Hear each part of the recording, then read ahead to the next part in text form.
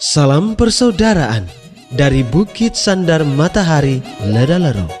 Kami menyapamu semua dalam senandung ucap salam dalam Sang Sabda. Bacaan Injil dan Renungan hari ini, edisi 30 Januari 2024, hari Selasa, Pekan Biasa keempat, disusun dan dibawakan oleh Frater Laurentius Dewa SVD. Selamat mendengarkan.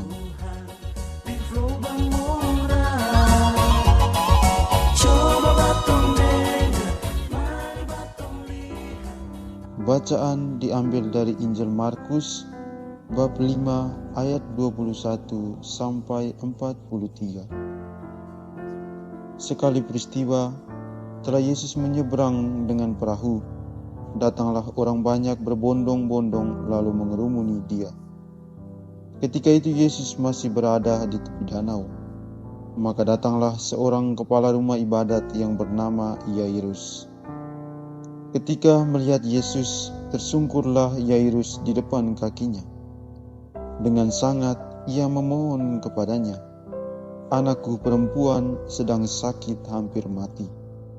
Datanglah kiranya dan letakkanlah tanganmu atasnya, supaya ia selamat dan tetap hidup." Lalu pergilah Yesus dengan orang itu. Orang banyak berbondong-bondong mengikuti dia dan berdesak-desakan di dekatnya. Adalah di situ seorang perempuan yang sudah 12 tahun lamanya menderita pendarahan. Ia telah berulang-ulang diobati oleh berbagai tabib, sampai habislah semua yang ada padanya. Namun sama sekali tidak ada faedahnya, malah sebaliknya keadaannya makin memburuk. Dia sudah mendengar berita-berita tentang Yesus. Maka di tengah-tengah orang banyak itu, ia mendekati Yesus dari belakang dan menjama jubahnya. Sebab katanya, "Asal kujama saja jubahnya, aku akan sembuh." Sungguh, seketika itu juga berhentilah pendarahannya, dan ia merasa badannya sudah sembuh dari penyakit itu. Pada ketika itu juga Yesus mengetahui bahwa ada tenaga yang keluar dari dirinya. Lalu ia berpaling di tengah orang banyak dan bertanya, "Siapa yang menjama jubahku?" Murid-muridnya menjawab, "Engkau melihat sendiri bagaimana orang-orang ini berdesak-desakan dekatmu. Bagaimana mungkin engkau bertanya, 'Siapa yang menjama aku?'" Lalu Yesus memandang sekelilingnya untuk melihat siapa yang telah melakukan hal itu. Maka perempuan tadi menjadi takut dan gemetar sejak ia mengetahui apa yang telah terjadi atas dirinya. Maka ia tampil dan tersungkur di depan Yesus. Dengan tulus ia memberitahukan segala sesuatu kepada Yesus. Maka kata Yesus kepada perempuan itu, "Hai anakku, imanmu telah menyelamatkan engkau. Pergilah dengan selamat dan sembuhlah dari penyakitmu." Ketika Yesus masih berbicara, datanglah orang dari keluarga kepala rumah ibadat itu dan berkata, "Anakmu sudah mati. Apa perlunya lagi engkau menyusahkan guru?" Tetapi Yesus tidak menghiraukan perkataan mereka dan berkata kepada kepala rumah ibadat, "Jangan takut, percaya saja." Lalu Yesus tidak memperbolehkan seorang pun ikut serta, kecuali Petrus, Yakobus dan Yohanes, saudara Yakobus. Dan tibalah mereka di rumah kepala rumah ibadat, dan di sana Yesus melihat orang-orang ribut, menangis dan meratap dengan suara nyaring. Sesudah masuk, Yesus berkata kepada orang-orang itu, "Mengapa kamu ribut dan menangis? Anak ini tidak mati, tetapi tidur." Tetapi mereka menertawakan dia. Maka Yesus menyuruh semua orang itu keluar. Lalu ia membawa ayah dan ibu anak itu, dan mereka yang bersama-sama dengan Yesus masuk ke dalam kamar anak itu. Lalu dipegangnya tangan anak itu, katanya, "Talita kum," yang berarti, "Hai anak, aku berkata kepadamu, bangunlah." Seketika itu juga anak itu bangkit berdiri dan berjalan, sebab umurnya sudah 12 tahun. Semua orang yang hadir sangat takjub. Dengan sangat, Yesus berpesan kepada mereka, supaya jangan seorang pun mengetahui hal itu. Lalu ia menyuruh mereka memberi anak itu makan. Demikianlah sabda Tuhan. Terpujilah Kristus.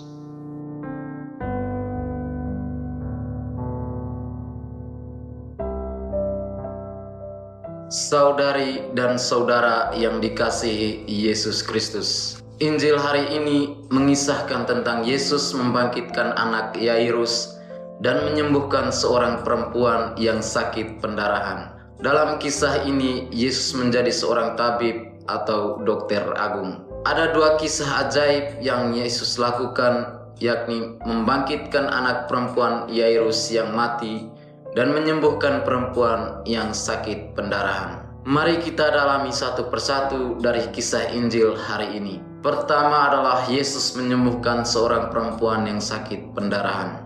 Dalam kisah ini menceritakan seorang perempuan yang mengalami sakit pendarahan dengan waktu yang begitu lama, yakni selama 12 tahun.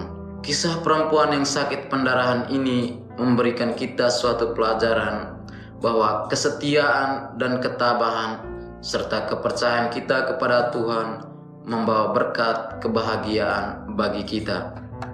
Hal ini terungkap dalam ayat 28 yang berbunyi, "Asal ku jamah saja jubahnya, aku akan sembuh." Iman yang kokoh dan teguh membuat perempuan ini yakin bahwa Tuhan datang untuk mengakhiri sakit yang dideritanya. Kedua adalah Yesus membangkitkan anak Yairus. Yairus adalah seorang kepala rumah ibadat.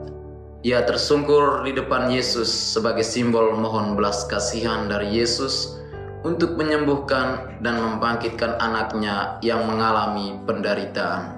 Maka Yesus dengan hati yang ikhlas dan tulus mengabulkan permohonan Yairus. Yesus membangkitkan anak Yairus itu dengan berkata, "Talita kum," yang berarti, "Hai anak, aku berkata kepadamu, bangunlah." Kehadiran Yesus di dunia ini guna untuk menyelamatkan iman dan kepercayaan kita yang telah mati. Yesus datang untuk membangkitkan iman kita yang tenggelam karena terobsesi dengan godaan-godaan duniawi.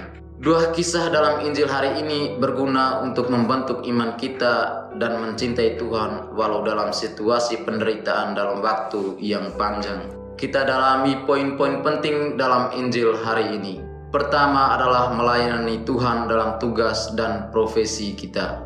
Yesus datang ke dunia ini dengan berbagai tugas dan profesi sebagai dokter, imam, nabi, raja, dan lain sebagainya. Semua ini hanya bertujuan untuk melayani kita. Yesus melayani orang-orang lemah, sakit, dan lain sebagainya.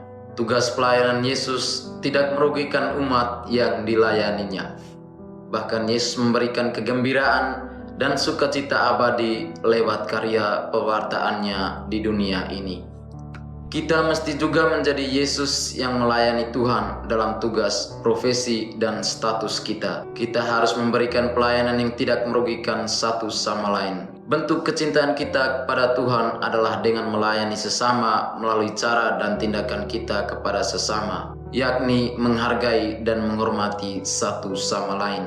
Banyak orang yang telah menyalahgunakan tugas dan profesinya dengan hanya menguntungkan diri sendiri. Disitulah terciptanya penindasan, penderitaan, bahkan konflik. Yesus datang sebagai pribadi yang setia melayani Tuhan dan manusia agar memperoleh persekutuan, persaudaraan di antara kita. Kita harus menjadikan Yesus sebagai teladan dalam melayani Tuhan dan sesama, khususnya dalam tugas dan profesi kita masing-masing. Kita juga mesti menggunakan tugas dan profesi kita untuk melayani sesama yang imannya tenggelam karena ketidakpercayaan kepada Tuhan. Kita juga harus menjadi penyelamat iman untuk sesama. Kedua adalah penderitaan yang panjang dan penderitaan yang singkat sebagai jalan menuju Tuhan untuk menemukan iman kita. Perempuan yang sakit pendarahan adalah penderitaan yang panjang, yakni selama 12 tahun. Sedangkan anak Yairus yang sakit dan dibangkitkan Yesus adalah penderitaan yang singkat. Yang bisa kita renungkan dan temukan dari Injil hari ini adalah Tuhan selalu datang dalam setiap penderitaan kita jika kita terus beriman dan percaya kepada Tuhan. Tuhan datang dalam diri Yesus yang menjelma menjadi manusia untuk menyelamatkan dan menyembuhkan kita dari segala penderitaan. Tuhan tak pernah meninggalkan kita bahkan dalam penderitaan yang kita alami. Kita mesti terus berusaha untuk mencari dan mengobati segala sakit dan penderitaan yang kita alami lewat cinta kepada Tuhan dan sesama. Semoga. Hei bersaudara, umat Tuhan di Lubang Moras. Sahabat-sahabat pencinta Sang Sabda, kita baru saja mendengar bacaan Injil dan renungan edisi hari ini. Sampai jumpa kembali pada edisi berikut. Terima kasih kepada Divisi Kerohanian website Seminari Tinggi Santo Paulus Ledalero. Semoga Sang Sabda menjiwai seluruh pengalaman hidup kita hari ini. Tuhan memberkati kita sekalian.